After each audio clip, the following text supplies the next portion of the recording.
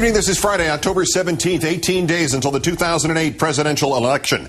An election that the Obama campaign today formally, in an official request for a special prosecutor, suggested that the McCain campaign is conspiring to steal with help from the White House and the Department of Justice.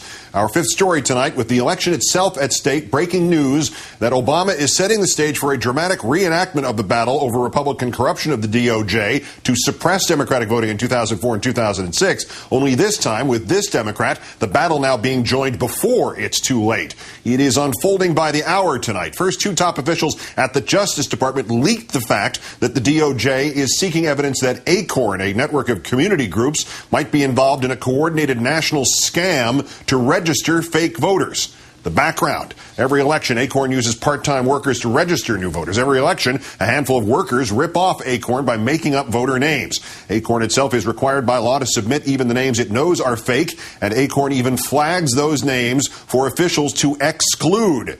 And even though none of this voter registration fraud has led to significant voter fraud or fake votes cast, for the last two election cycles, Republicans from the White House down have tried to tighten voting restrictions, which often screen out poor and minority voters, that is, Democrats, by ginning up a handful of registration fraud cases as evidence of widespread fraud in voting itself. That's why several DOJ prosecutors were fired in 2006 for having rejected political pressure to pursue unfounded voting fraud cases. Special Prosecutor Nora Danahay now investigating the Bush administration's use of the DOJ in that effort. And now, less than 2 years later, this letter from the Obama campaign to the Attorney General Michael Mukasey. Today, quote, "I request that Special Prosecutor Danahay's inquiry include a review of any involvement by Justice Department and White House officials in supporting the McCain-Palin campaign and the Republican National Committee's systematic development and dissemination of unsupported spurious allegations of vote fraud." DOJ replying to Countdown tonight, quote, "We will review the letter." So, could there be any evidence that Senator McCain might be pushing hyperbolic allegations of voting fraud? And of that relationship, we need to know the full extent of Senator Obama's relationship with Acorn, who is now on the verge of maybe perpetrating one of the greatest frauds in voter history in this country, maybe destroying the fabric of democracy. Any evidence, perhaps, that Mr. Mukasey is responding to political pressure coming in, say, the last days of the campaign, when even Justice Department guidelines discourage these investigations precisely because of partisan concerns.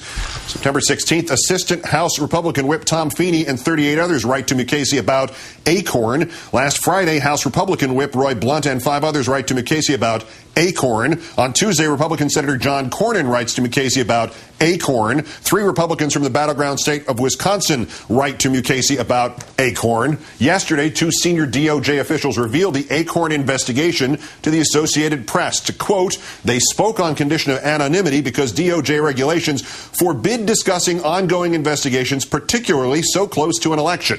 Today, this RNC Republican press release, quote, "The New Mexico Republican Party say they believe 28 people voted fraudulently in June. The chairman of the New Mexico Republican Party is Alan Way, the same GOP chief who asked Karl Rove in 2005 to fire New Mexico's state U.S. Attorney David Iglesias, precisely because Iglesias had refused to toe the line on pursuing bogus voter fraud claims." Rachel Maddow on the politics in a moment. First, we're joined now by the general counsel to the Obama campaign, Bob Bauer, whose letter to Attorney General Mukasey we just quoted. Thank you for your time tonight, sir.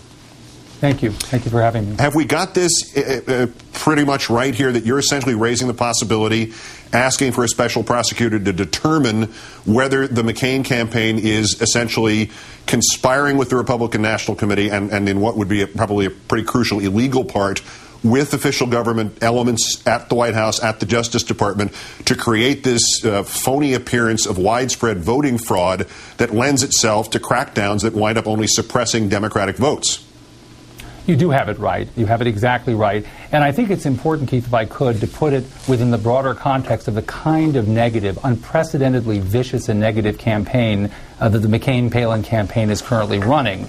Wherever you look, at every level, you see these tactics being used. And now this toxin appears to have entered into the Justice Department not too long after the administration promised to clean up after the U.S. attorney dismissals and the scandal over the U.S. attorney dismissals.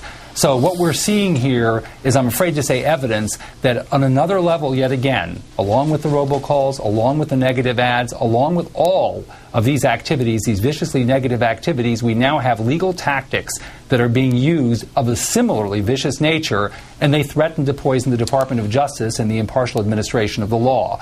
We're asking Attorney General Mukasey, who came to the Department of Justice to clean up after the U.S. attorney scandal, to take the action necessary to remove this matter from, frankly, political hands and put them in independent hands. And you pointed out there is a special prosecutor, Nora Danahy, who could easily take this on and make it part of her expanded responsibilities.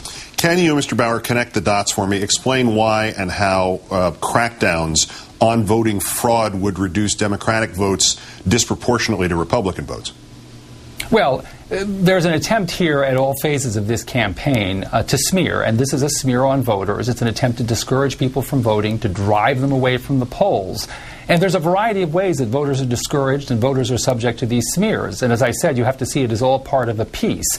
Whether it's the robocalls that even today, by the way, Republican Senator Susan Collins asked the McCain campaign to take down in the state of Maine, or the sleazy legal tactics repudiated today by unanimous Ohio Supreme Court, or the senior Justice Department officials now engage apparently in colluding for partisan political purposes in violation of department policy. At every single one of these levels, you see this behavior taking place.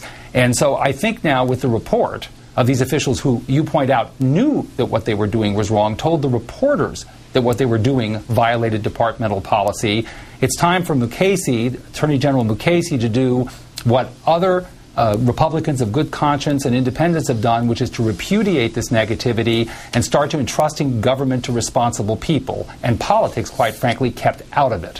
What would the smoking gun be here, sir? Well, what you have is a newspaper article. By the way, 24 hours, less than 24 hours after John McCain thundered, as your opening showed, about vote fraud threatening the very fabric of our democracy, right thereafter, almost precisely as you would expect the Republican National Committee and the McCain-Palin campaign to plot it, lo and behold, senior department officials, admitting they were violating departmental policy, announced that an investigation of fraud was underway. This is an astonishing repeat of the kind of toxic intrusion of politics into the lawful administration of justice that we saw during the U.S. attorney scandal. We're seeing a repeat of that. Now, as I said, Attorney General Mukasey came to clean the Department of Justice out, so he has a chance to purge this toxin from the system, and the way that he would do that is to take this to a special prosecutor, Danahy. She would be in a position to investigate the coordination of this campaign, this illegal campaign, this disreputably negative campaign that's subverting the administration of justice. She'd be in a position to collect information about who those senior departmental justice officials were, and we would begin, hopefully, to have government entrusted to people who would do their responsibility. The General Counsel for the Democratic presidential nominee, Bob Bauer, great thanks for explaining this for us tonight. Thank you very much.